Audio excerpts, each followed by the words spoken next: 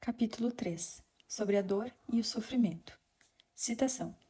Perseverar no desconsolo obstinado é uma conduta de ímpia teimosia, um pesar indigno do homem, que mostra uma vontade rebelde ao céu, um coração débil, uma alma sem resignação, uma inteligência limitada e inculta. Shakespeare.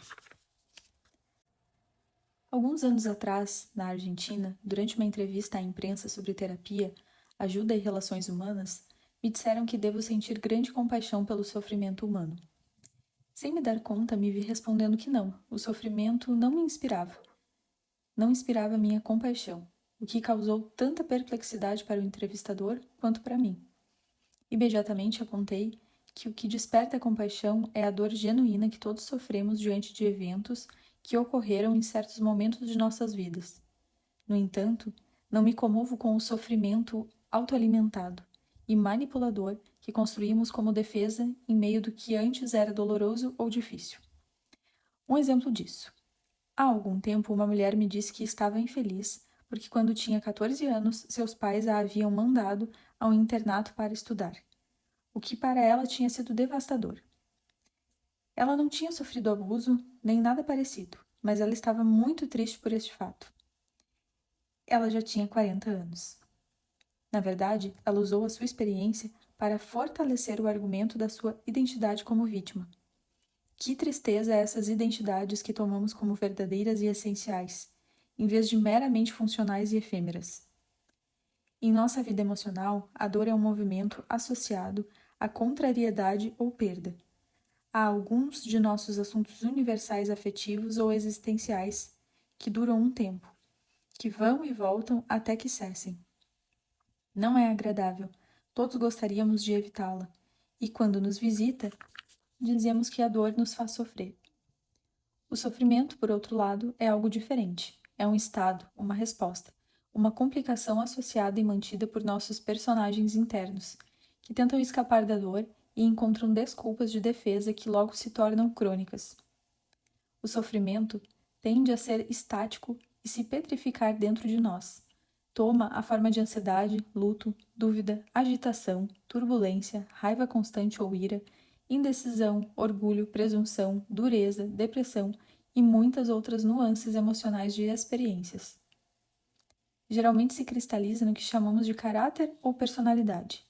Ele não só é evitável, como também é aconselhável evitá-lo se quisermos nos entregar a uma vida com dedicação, serenidade e plenitude, ou seja, viver com mais vida. Portanto, devemos distinguir muito bem entre a dor, que vem do que é adverso, grave, do que dói e faz com que um mamífero entre em colapso, e o sofrimento resultante da cadeia de colagens emocionais e mentais que desenvolvemos para nos proporcionar uma posição de sofrimento. Você está ouvindo o canal Paula com Alma. Siga também no Instagram. Isso, como eu disse na entrevista de que falava, não desperta em mim compaixão.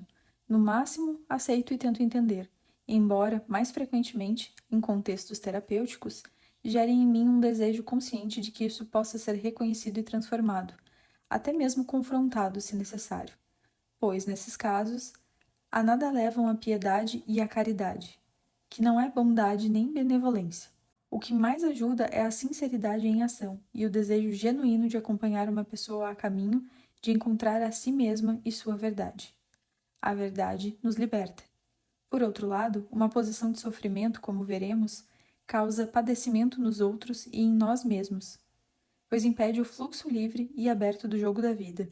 Como digo, sinto uma compaixão natural pela dor real, mas sinto muito pesar diante de posições de sofrimento, como vitimismo, fúria, ressentimento, belicosidade, perfeccionismo, inveja ou tantos outros. O sofrimento sempre exige algo dos outros. É manipulador e por isso nos deixa tensos e enfraquecidos. A dor genuína desperta em mim uma reação saudável e quase biológica de empatia e companhia, como, acredito, acontece em todas as pessoas que mantêm uma certa conexão com seu instinto natural. Posições de sofrimento, por outro lado, provocam alerta, atenção e vigilância, um esforço para me manter no meu centro. Se prestar atenção, vejo que evito participar dos embrolhos e obrigações que o sofrimento impõe. Com isso, refiro-me a contextos não terapêuticos. Mas, em contexto terapêutico, às vezes experimento a tentação de deixar a pergunta: onde a vida te machuca? E perguntar: onde você machuca a vida? Ou mesmo, indo mais longe na busca por maior maturidade e responsabilidade, onde você deixa de fazer bem a vida? Porque não basta desmascarar os danos causados por esse personagem de sofrimento, mas também precisamos despertar a consciência do bem que paramos de fazer, a compreensão clara do que deixamos de oferecer aos outros e de nosso próprio potencial que deixamos de desenvolver. A principal diferença entre dor e sofrimento é que a primeira tem como um movimento e contém a vida. O segundo é posicional, defensivo e, como tudo que está paralisado, carrega energia de morte. A dor é o que sentimos quando a vida, em seu devir irrefreável, nos mergulha em transes difíceis ou indesejados. O sofrimento, por outro lado, é o que fazemos para evitar mergulhar nessa dor, da forma que for preciso, em lugar de nos abrirmos a ela, como se quiséssemos de alguma forma que nossa vontade prevalecesse sobre a vontade da vida. Em um sentido profundo, o sofrimento é a negação ou a desconexão com a realidade. Enquanto a dor, embora doa, ainda é música e abertura à vida, aceitação do que ela é, do que ela traz, das experiências e sentimentos que chegam a nós, a cada momento. Em suma, é uma imersão audaz na realidade. Portanto, o primeiro passo para abandonar o sofrimento é abraçar a dor com toda a gana de nuances e abrir espaço para ela dentro de nós. Abrir nossos corações a ela e recebê-la. Porque abrir o coração é, por si, uma cura. E fazer isso, apesar da dor, expressa a grandeza que há no ser humano. Esse livro contém uma conjectura ou proposição que para muitos pode parecer um desafio. Parar o sofrimento é possível, ou pelo menos é possível lidar com o sofrimento com mais sabedoria.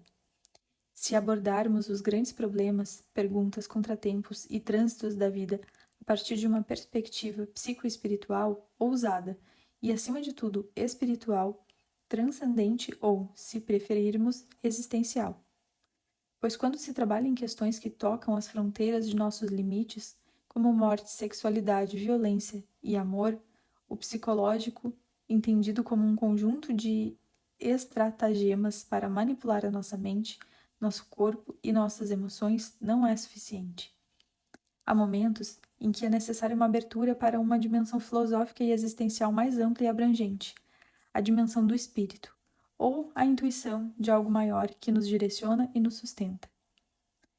Quando enfrentamos perdas significativas, mortes súbitas ou violentas, tortura ou crueldades, trauma, abuso sexual, exílios, desgostos, traições, os chamados disruptivos internos ou distúrbios familiares graves, vale a pena cultivar e deixar crescer dentro de nós um olhar mais amplo e sábio, um centro interno tão essencial quanto seguro e uma atitude vital de entrega.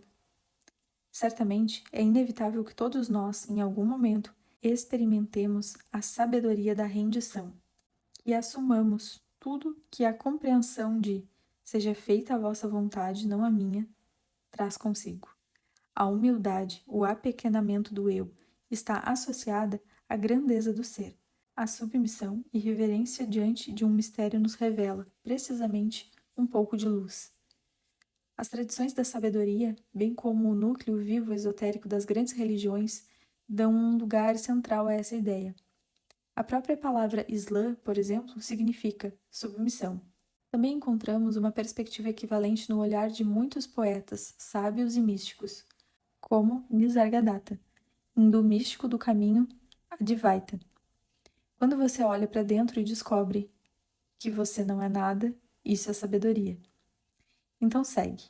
Quando você olha para fora e descobre que você é tudo, isso é amor. São João da Cruz, em alguns versos de seu cântico espiritual, expressa essa ideia da seguinte maneira: descubra sua presença e mate em mim sua visão e beleza. Veja a dor de amor que não se cura, salvo com a presença e a imagem. Eu me pergunto se haverá dores que não são de amor, pelo menos em sua origem e etiologia. Há um antídoto para elas? Há uma virtude que convém desenvolver para abordar as questões que realmente importam na vida. A capacidade de estar presente, entendendo aqui a presença como um sabor ou aroma do nosso ser genuíno, uma âncora à nossa natureza divina ou consciente, ao nosso coração puro, como um espelho de muita nitidez. Trata-se de estar presente para que nossa máquina de pensar e o fluxo de nossas mutáveis emoções, bem como nossas identidades e personagens internos que desenvolvemos para sustentá-los, tornem-se convidados que vivem na mesma casa que o Senhor, mas não no próprio Senhor, como acontece com frequência. Muitas vezes confundimos os convidados com o anfitrião, que não passa da própria consciência, hospitaleira e generosa, que nada rejeita e tudo acolhe. Espero que esse livro sirva, tanto quanto possível, para reconhecer e experimentar essa condição e essa presença, que possamos ser cada vez mais como os anfitriões e receber a dor como convidada de honra quando ela chegar para nos visitar, seja da forma que for. Espero que sejamos mais capazes de quebrar as paredes do ego que mascara a dor, e com ela, o amor, seu irmão siamês, e sustenta o sofrimento, sempre revestido com os astutos argumentos. Capítulo 4. A fórmula para o sofrimento. Citação. Porque não há nada de ruim ou bom senão por materialização do pensamento. Shakespeare. Sofrer, portanto, não é tão fácil quanto parece. Com isso quero dizer que, para sofrer, temos que fazer a nossa parte. Realizar o esforço para resistir e lutar contra o que é, ou tem sido, ou está sendo agora. Algo que acontece e eu não quero. Algo que não acontece e eu quero que aconteça. Algo que eu sinto e eu não quero sentir. E, por isso, reprimo. Ou algo que eu não sinto e quero sentir. E eu estou decepcionado ou finjo que sinto. Em suma, fazemos oposição ao que está acontecendo aqui e agora, seja dentro de nós, sentimentos, pensamentos, estados emocionais, sensações físicas, ou em nosso ambiente, no trabalho, no casal, na relação com os filhos, etc. Na realidade, aquele que se opõe é uma parte ou uma identidade complementar do que chamamos de eu, com a qual nos identificamos. Uma das faces daquele que muitos chamam de o pequeno ego com todos os seus braços. Como uma fórmula para distingui-lo do ser genuíno, amplo e claro como um vácuo espacial. Por isso, algumas tradições afirmam que o problema fundamental é acreditar que somos isso, esse pequeno eu. Vamos ver isso com exemplos. Uma dor na sua perna é um fato que você experimenta de forma desagradável. E pode ser uma dificuldade, mas não é um problema. O problema surge quando você se dedica a lamentar uma identidade complementar interna, talvez o reclamante, em vez de agir para que essa dor desapareça. Se o seu companheiro te abandona ou você perde todo o seu dinheiro na bolsa de valores, certamente você sentirá dor, se sentirá desencorajado ou irritado, mas isso também não é um problema. É apenas um fato, uma realidade. Os fatos em si são neutros. O problema é negar-se a passar pelo processo de aceitar e lidar com o que a vida nos traz, recusando a montanha-russa emocional que ela exige. Acolher dores, alegrias, culpas, desamparo, tristeza, beleza, desespero, ou seja lá o que nos inunde. Todos sofremos com inconvenientes, adversidades, dificuldades, contratempos e até infortúnios, em diferentes graus e intensidade. Experimentamos a dor da frustração, do desconforto, da perda. Essa dor faz parte do cenário vital e requer a nossa adesão para que não se torne sofrimento, para não investirmos meras realidades com o figurino e a categoria de problemas crônicos. Adesão significa aceitação. Mais ainda, assentimento.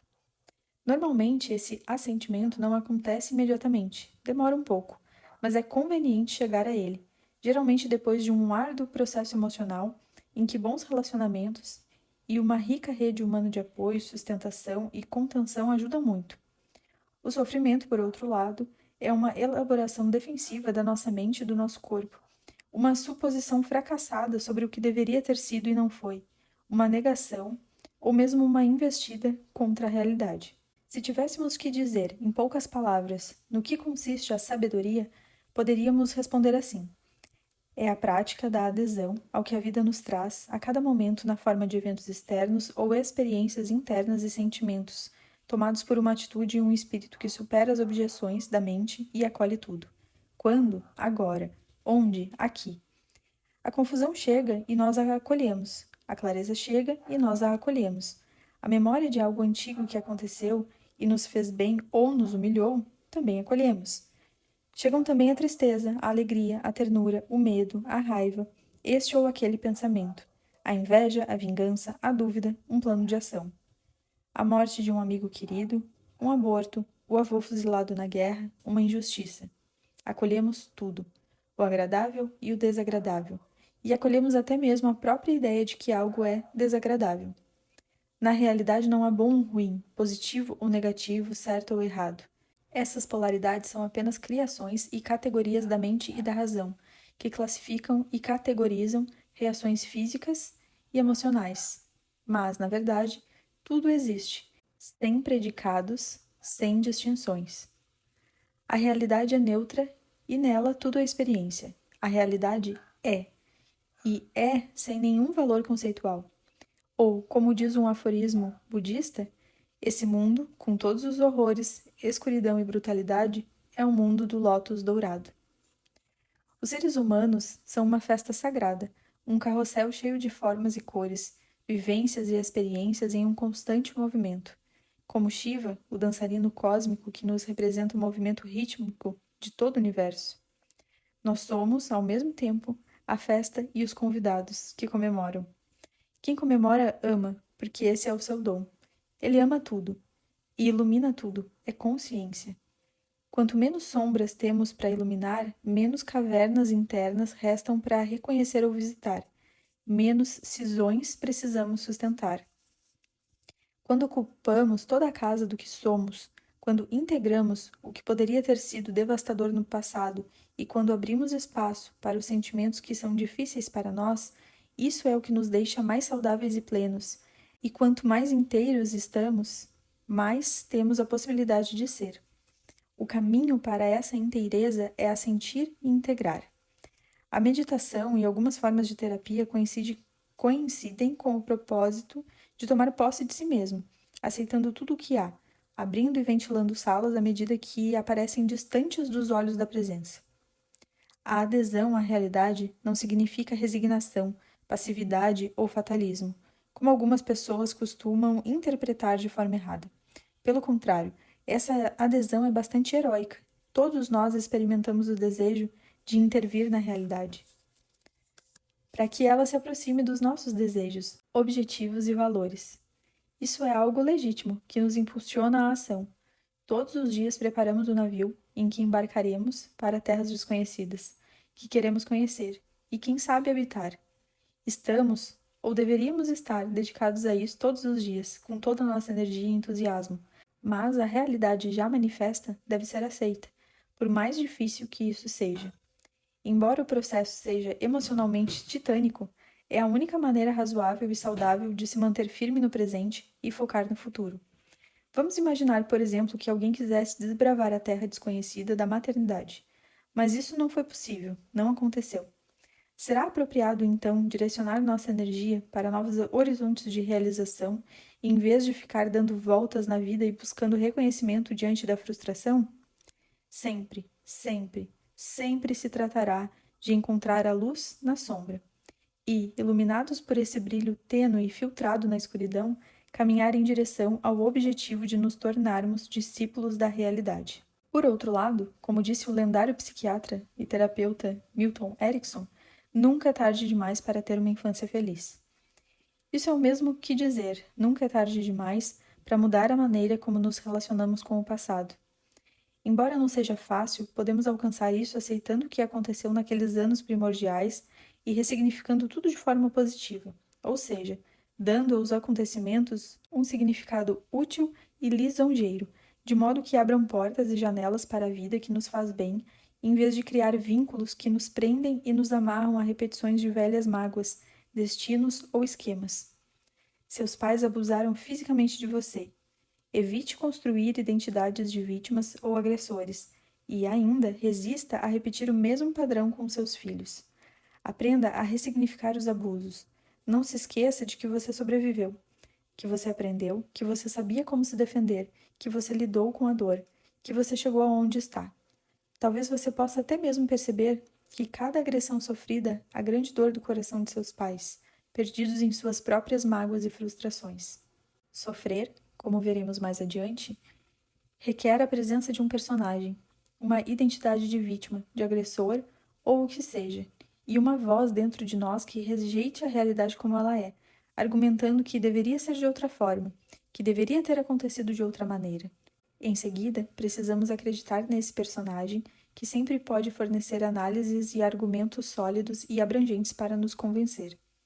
O passo final será o inevitável autotormento, fundado nessas disquisições que parecem tão bem formadas e fundamentadas. Vá lá, temos o sofrimento servido.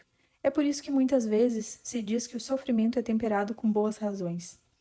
Todo sofrimento começa com um deveria, teria, poderia ter sido. Verbos, em qualquer caso, de luta e oposição à realidade.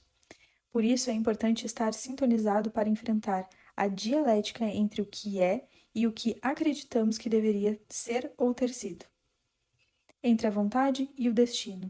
Uma dialética que consiste em contrastar o deveria, teria que ou acreditava que com quero, sinto, sou.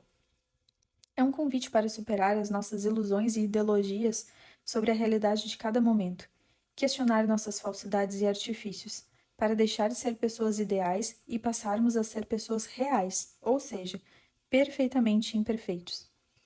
Para assumir nossa própria responsabilidade e nossa própria força.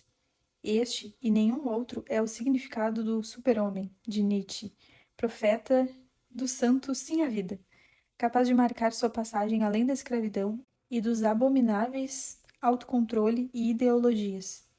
Alguém, diz o filósofo, para quem é necessário acolher o caos dentro de si mesmo para dar à luz, há uma estrela que dança. Belo objetivo, darmos luz a nós mesmos como estrelas dançantes. Então, em suma, sofrer não é fácil. No entanto, somos muito bons nisso. A maioria de nós tem um talento extraordinário para sofrer e gerar sofrimento. Como às vezes digo a algumas pessoas, brincando, você tem um grande talento para a vitimização, ou para perfeccionismo, ou inveja, ou sedução, etc. Somos muito bons em criar identidades de sofrimento. Muitas vezes são personagens que, naquele momento, nos ajudam a suportar dificuldades, mas depois nos tiranizam, forçando-nos a olhar para a realidade com nossos velhos pontos de vista, sempre cheios de argumentos que parecem criteriosos, sempre querendo ter razão. Mas o que é melhor, estar certo ou estar bem? Entre parênteses, e ter amigos? Você está ouvindo o canal Paula com Alma. Siga também no Instagram. Capítulo 5. A resistência à mudança e a deslealdade feliz. Citações. Pensamentos que vêm com os pés de pombo são os que mudam o mundo. Nietzsche. Ficamos emaranhados no destino de nossos familiares que se perderam porque eles foram esquecidos ou excluídos de nossa família. Bert Hellinger. Se alguém persiste no mesmo erro repetidamente, talvez você pense que essa pessoa é responsável ou culpada por isso, ou mesmo que tem talento e predisposição para isso. Como terapeuta, sistemicamente acho que as pessoas que enfrentam um problema importante e indesejado em sua vida muitas vezes querem mudar o que é. Querem algo diferente do que aconteceu ou querem engendrar realidades e ter uma alternativa a seu alcance, mas com um apelo e intenso clamor, não ter que mudar nada. Ou seja, não ter que abandonar posições antigas com as quais se identificam e sentem como uma identidade. E, se possível, com mais duas condições: que seu ponto de vista, ou seja, o daquela identidade ou posição, seja proclamado vitorioso, o que é bastante incompatível com as transformações. E que a ajuda chegue, do jeito que pensamos que ela tem que chegar, novamente, a posição ou identidade. Por exemplo, ficarei bem e forte quando meus pais me amarem. Ou ficarei em paz quando meu ex-parceiro assumir que me machucou. No geral, no entanto, funciona melhor ao contrário. Quando você ama mais seus pais, com o que pode ser e com o que não pode ser, você ficará bem e se sentirá mais sólido e amoroso. Quando você entender o que pode ter contribuído de seu lado para que seu parceiro rompesse com você, e quando assumir a responsabilidade e se soltar, você estará em paz.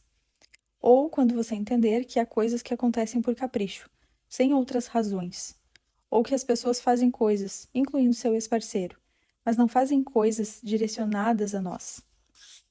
Bert Hellinger, o pai das constelações familiares, tem uma frase um tanto enigmática: sofrer é mais fácil do que agir. É difícil entender porque parece ilógico e parece que não precisaria ser assim. Mas os terapeutas veem isso o tempo todo. Muitas vezes as pessoas permanecem em sofrimento sem tentar gerar alternativas, sem agir, sem sair de nossos estreitos perímetros mentais e emocionais, sem caminhar em direção àquilo, seja um ponto de vista, uma atitude ou um comportamento, que nos deixaria livres e serenos, caminhando em direção ao que precisamos e nos faz bem, em direção a uma alegria maior.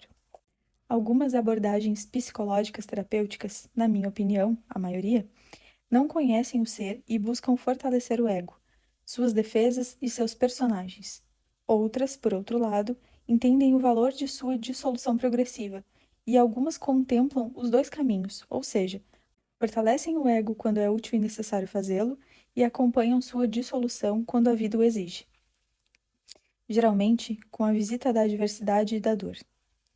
Nada é mais catastrófico para o ego do que a violação das suas premissas e expectativas, embora, ao mesmo tempo, isso seja exatamente o que ele precisa, às vezes desesperadamente, para parar de se comportar como o nosso tirano interior particular. Em muitas ocasiões escutei a ansiosa queixa de pacientes que queriam voltar a ser o que eram depois de passarem pela decadência de algum status quo, que atuava como pilar de sua vida. Quero me sentir seguro, como me sentia antes. Quero que voltemos a ser a família que éramos antes da separação. Eu não quero sentir essa tristeza irrefreável dentro de mim, como uma correnteza que me leva de volta à tremenda solidão da minha infância. Felizmente, com o tempo e o trabalho sobre si mesmas, as pessoas mudam de perspectiva e entendem que aprenderam a deixar de lado roupas antigas. E então, com um pouco mais de sorte, seu coração se torna mais gentil. Uma ferida não é grande coisa, exceto se insistirmos em torná-la, mais ou menos conscientemente, o centro da nossa vida. Talvez por essa razão sofrer seja mais fácil que agir, porque agir muitas vezes implica sentir-se desleal às nossas feridas e ter que enfrentar a realidade. À medida que sofremos ou nos arriscamos ao sofrimento, continuamos mais próximos, mais pertencentes e mais leais. A quem? Talvez às nossas tramas familiares dolorosas ou a nossos entes queridos. É essa lealdade que dificulta a mudança e, em última instância, o desaparecimento da dor. Dizemos consciente ou inconscientemente, por exemplo: mãe, eu, como você, não me permito ter um relacionamento que me faça bem. Continuo travando guerras por você e por outras mulheres. Ou melhor, continuo leal às minhas feridas de infância e faço minha vida girar em torno disso. Assim, continuo dizendo aos meus pais que eles estavam certos no que fizeram comigo e me fizeram sofrer. Essa é a minha vingança. Nossas identidades são construídas em torno de tramas como essas, tramas que, como um todo, forjam o nosso ego. Às vezes experimentamos, mais ou menos conscientemente, que no âmbito do nosso grupo familiar nos debatemos entre, por um lado, lealdades que levam a conflito e, por outro, deslealdades que levam à felicidade. Muitas vezes abrimos caminhos para a lealdade porque, embora sejam dolorosas, parecem-nos mais justas que as deslealdades no nosso sistema familiar, mesmo que isso aconteça em um nível inconsciente. No entanto, honrar os pais, por exemplo, significa ter uma vida boa e, se for possível, longa sobre a terra, não aderindo a eles através do autossacrifício. Hoje, a maioria das correntes psicológicas concorda que o instinto humano mais forte em nós é o sentimento gregário, entre parênteses, que vem de grey, grupo ou rebanho. A pulsão de fazer parte de um todo comunitário é ainda mais forte do que o instinto sexual, ao contrário do que defendia Freud. Precisamos disso para sentirmos que pertencemos, que somos parte de algo maior. Pertencemos ancorados em lealdades que dificultam nossas vidas. Às vezes, essas lealdades são expressas de maneira extremamente sutis, difíceis de detectar até mesmo para as mentes mais bem treinadas, e ainda mais difíceis de serem questionadas pelos próprios afetados. Por exemplo, a lealdade ao pai que assumiu uma posição autoritária sobre a mãe e que fez com que um filho homem, inadvertidamente na idade adulta, experimentasse esse mesmo autoritarismo com sua esposa. Em vez de reverenciar a vida que teve, incluindo suas mágoas com seu pai e sua mãe, ele repete o mesmo roteiro do pai. A consequência é que tanto sua esposa quanto ele vivenciam as mesmas dificuldades que seus pais viveram. O mesmo pode ser observado no caso do irmão que limita o seu desenvolvimento na vida por lealdade ao outro irmão, com algum impedimento, por doença ou incapacidade. Como se dissesse, já que você não pode se desenvolver muito, eu também ficarei contido e vou restringir minhas possibilidades. Casos semelhantes podem ocorrer, como lealdades invisíveis a um irmão que morreu quando criança ou a outras perdas no núcleo da alma familiar. Em meus workshops de trabalho terapêutico, sempre digo que um sistema familiar é como um palácio, com milhares de quartos. Alguns têm as portas abertas, para que possamos entrar. São ventilados e respiramos um ar limpo e leve. O quarto da mãe, o quarto do avô, o quarto da alegria, do tédio, do luto, da memória, da criança que não nasceu, do suicídio de um tio, etc. Outros quartos estão fechados, carregados na escuridão e com uma placa pendurada na porta que diz: melhor não entrar nem olhar. Por que o cartaz está ali? A razão é muito simples. O sistema familiar sofreu acontecimentos vitais que considerava indignos e dolorosos, seja um assassinato, uma infidelidade, um aborto, uma morte trágica, traumas de guerra, ou experiências que considerava vergonhosas, como ruína, causadas por jogos ou vícios, substâncias ou álcool. Às vezes, é tão difícil integrar a dor e a realidade que lidamos com essas experiências fechando portas, como quem diz, é melhor não olharmos para isso ou para as pessoas que passaram por isso, porque o que veremos poderá nos devastar. Assim, na tentativa de buscar proteção, certas pessoas e certos acontecimentos são excluídos do coração. Alguns pais e avós tentam proteger seus descendentes, escondendo as vergonhas e humilhações que sofreram. Por exemplo, muitos dos judeus que sobreviveram ao Holocausto, devastados internamente pelo trauma que experimentaram, não puderam fazer nada além de fechar física e mentalmente aquela porta. Além de sofrerem o trauma em silêncio, o que pode até paralisar a fala, eles também procuraram proteger seus descendentes, calando-se sobre o horror que sofreram. Seu desejo íntimo era virar a página, para se agarrar ao futuro.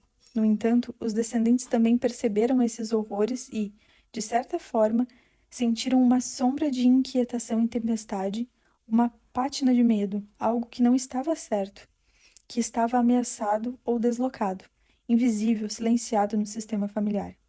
E eles não tiveram a oportunidade de explorar aquele quarto para se lamentar ou cultivar compaixão respeitosa e restauradora por suas feridas. Isso equivale, involuntariamente, a jogar sal nas feridas abertas do sistema e alimentar tormentos e comportamentos destrutivos que se conectam à lealdade dos terríveis destinos de violência sofrida por nossos antepassados. O que significa que aquilo que não integramos continua influenciando os inocentes que vêm depois, que vivem e dormem com esses fantasmas escondidos, carregados com energia vitimista ou vitimizadora. Se sucumbirmos às proibições e ao comando de sinais como não olhe para isso, se não arejarmos quartos proibidos com amor e respeito, através de um processo terapêutico, por exemplo, continuaremos leais, com certeza, mas provavelmente presos a uma lealdade a consequências sombrias e desaventuradas. Talvez, inclusive, repitamos os destinos dos quais o sistema familiar tentou justamente escapar. Sem perceber, talvez assumamos para nós o roteiro de um homem alcoólatra e mulherengo, como o avô, que ninguém mais tem o direito de nomear. Com isso, nos sentiremos confortavelmente ligados a tramas e demandas de nossa rede de afetos, mas não teremos a brisa fresca da liberdade para ir além desses tecidos pegajosos. Se decidirmos arejar os quartos, poderíamos sentir desconforto, culpa, mal-estar, tensão, podendo até gerar um movimento de mudança em nosso sistema familiar atual, que precisará buscar novas formas de equilíbrio. No entanto, seremos colocados em um caminho de completude, de olhar sem medo e de integrar tudo o que aconteceu. Arejar pode consistir em um simples gesto de respeito e reconhecimento, sem nada além. Ao abrir a porta, poderemos nos sentir desleais ao sistema, mas também nos sentiremos livres das algemas e mais capazes de olhar com firmeza para o futuro. Pode-se dizer que, adotando essa atitude exploratória perante os traumas familiares, cometemos uma boa e feliz deslealdade, pois amamos melhor nossa mãe ou pai, ou todos os nossos antepassados, quando não repetimos destinos antigos e nos sentimos livres, finalmente, para alçar o voo em nossas próprias vidas. Quanto mais alto alcemos o voo, mais honraremos nossas raízes, as coisas serão melhores e nossa vida será mais colorida. Dito assim parece fácil, mas não é. Nosso instinto gregário é forte e não facilita nossa evolução. Vale lembrar que muitas vezes preferimos o sofrimento da pertença à culpa da libertação. O gregarismo é uma questão biológica inevitável, que nos atravessa como mamíferos. Mas, se em certos momentos não conseguirmos superar a paixão gregária, ela se tornará uma prisão invisível para nós. Sabemos que os traumas não são exclusivamente pessoais e que também influenciam a vida de pessoas por muitas gerações. Fatos vividos pelos avós influenciam a vida de seus netos. Isso tem sido demonstrado pela epigenética, uma ciência que estuda a expressão de genes a partir da interação entre a influência do ambiente, experiências vividas, especialmente aquelas com alto impacto emocional, e genética, cujos experimentos em animais produzem resultados nesse sentido que, em alguns casos, podem ser extrapolados para o plano humano. Encontrar evidências científicas que demonstrem a persistência do trauma por diversas gerações leva tempo. O estudo de determinados impactos traumáticos em várias gerações pode levar décadas. No entanto, a epigenética estudou cuidadosamente os efeitos das guerras e da fome. Estudou também como os modos de alimentação de nossos antepassados, os tempos de vacas magras ou vacas gordas, transtornos de afeto, traumas, mortes e todos os tipos de experiência de dor intensa ampliam sua influência, para o bem ou para o mal, por gerações, por meio de vestígios de marcadores genéticos e celulares dos descendentes daqueles que os sofreram.